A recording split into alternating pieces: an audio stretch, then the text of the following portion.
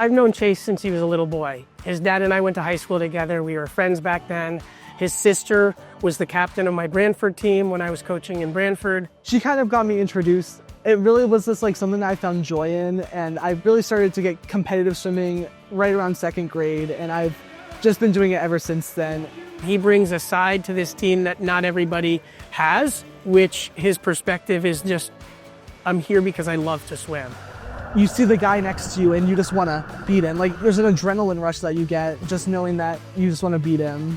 It's all based on effort, and it's all a mind game. It's all what you think you can do and whether you're going to persevere through it or not. My job is to push the boys, in this case, to be the best they can be at any given moment. And when we need them the most, they've got to be ready to react. Our coach has this slogan called DMGB, which stands for Doesn't Matter, Get Better. It essentially means like the more effort you put in, the more like results you'll produce. We've got to believe that we're going to be a top tier team. We've got to believe that we're going to get through that hard workout and not just give in, because it's too easy to give in. And he's one of the few that kind of help push that along and make sure that his teammates know that when we all push each other, we become better.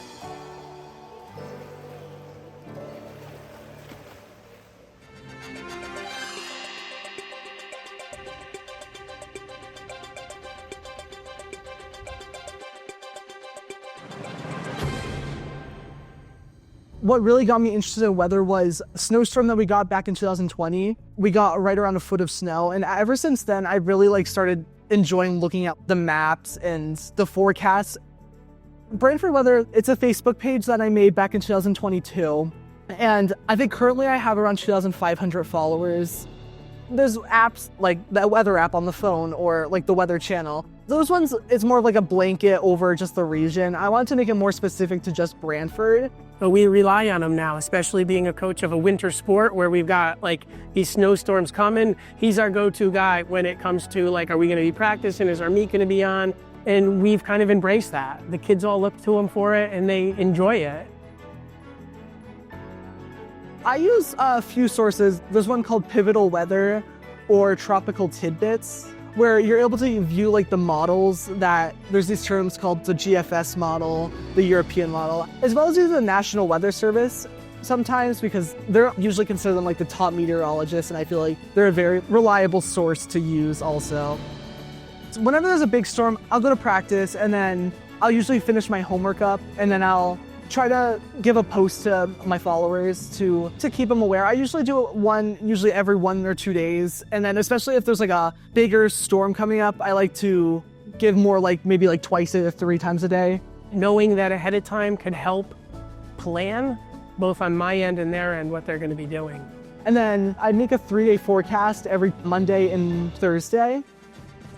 All right, Chase, I'm zoomed in right to your area. I am so proud of all you are doing, and I wish you the best for a sunny future. Oh, and a few nor'easters too. Back to you.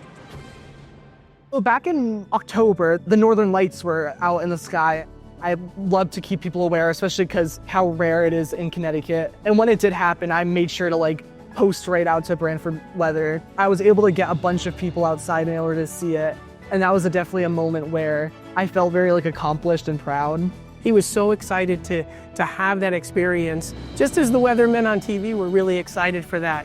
He was right there with them, but I've seen it grow from a couple hundred followers to a couple thousand followers, and everybody that comments just loves the fact that it's a local kid doing it, and he's come a long way as well, learning graphics, learning other things to help enhance, what he's doing, and he's just kind of doing it from his own home and on his own time, and that's in addition to his 7-hour school day and his 2 hours of training, and we all have our passion, and he splits it between us and the weather pretty evenly, and I love that.